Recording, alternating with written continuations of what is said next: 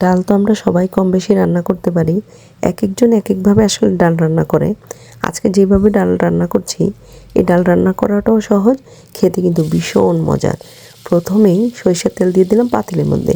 তেলটা গরম হতেই প্রথমে যেই জিনিসটা করবেন সেটা হলো আস্ত কিছু মশলা এখানে ব্যবহার করতে হবে। কালো জিরা, জিরা, পাঁচফোড়ন, সরিষা, এগুলো হালকা একটু ফ্রাই করে পেঁয়াজ আর রসুন কুচি দিয়ে আবারও একটু ফ্রাই করে নিলাম। যখন পেঁয়াজ আর রসুন কুচিটা সামান্য একটু সফট হয়ে আসবে, তখন এখানে আদা রসুন পেস্ট দিলাম হাফ টি স্পুন, আর দিয়ে দিলাম স্বাদ মতো লবণ। এগুলো এখন আমি ব্রাউন হওয়া পর্যন্ত ফ্রাই করে নেব।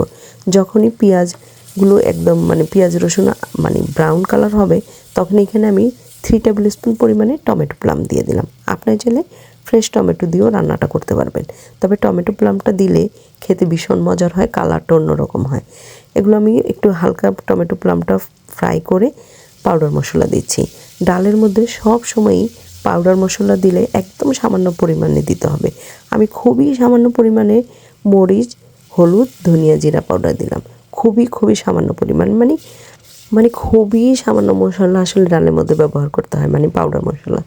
পানি দিয়ে এখন মশলাটাকে কষিয়ে নিলাম। আগে থেকে সিদ্ধ করা ডালগুলো দিয়ে দিচ্ছি।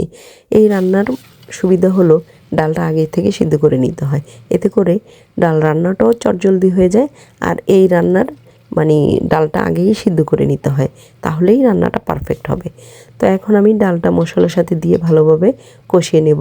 সেজন্য সামান্য একটু পানি দিয়ে দিলাম, যেহেতু আমার ডালগুলো আগে থেকে সিদ্ধ করা। যদি পানি না দিয়ে আমি কষাতে যাই, তাহলে দেখা যাবে ডালটা কিন্তু তলানিতে লেগে যেতে পারে। এই জন্য একটু পানি দিয়েই মশলাটার সাথে ডালটাকে ভালোভাবে কষাতে হবে। তো ডালটা যখন একটু কষানো হয়ে যাবে, তখন আমি এই পর্যায়ে কিন্তু 2টা কাঁচামরিচ দিয়ে দিচ্ছি। এই পর্যায়ে কাঁচামরিচটা দিতে হবে, নাহলে আবার কাঁচামরিচের ঝাল বের হয়ে ডালটা কিন্তু বেশি ঝাল হয়ে যাবে। তো এখন এখানে পানি অ্যাড করব। পানিটা আপনি কিন্তু আপনার ইচ্ছা মতো অ্যাড করবেন। ডালটা যদি আপনি একদম পাতলা খেতে চান, তাহলে ওই অনুপাতে পানি ব্যবহার করবেন। আর যদি আপনি একটু পাতলাও না ঘনও না ওই পর্যায়ে খেতে চান, তাহলে ওইভাবে পানিটা ব্যবহার করবেন। আমি আসলে পাতলাও করব না, ঘনও করব না, মিডিয়াম। এই জন্য আমি পানি এতটুকুই ব্যবহার করলাম। এখন আমি ডালটাকে 10 থেকে 12 মিনিট এইভাবে জাল করব। তারপরে লাস্টে দিয়ে ধনিয়া পাতা দিয়ে উঠিয়ে নিলেই কিন্তু রেডি হয়ে যাবে খুবই মজার এই ডাল। এই ডাল রান্নাটা যদি আপনাদের কাছে ভালো লেগে থাকে, আপনারাও কিন্তু এইভাবে ট্রাই করে দেখতে পারেন। ডাল রান্নাও চটজলদি হয়ে যায়, আর খেতেও কিন্তু ভীষণ মজার হয়।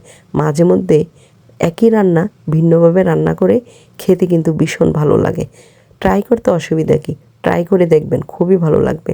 আর যদি আমার এই ডাল রান্না আপনাদের ভালো লাগে, তাহলে অবশ্যই একটি লাইক করবেন, কমেন্টস করবেন, আর আমার চ্যানেলটি সাবস্ক্রাইব করতে ভুলবেন না প্লিজ।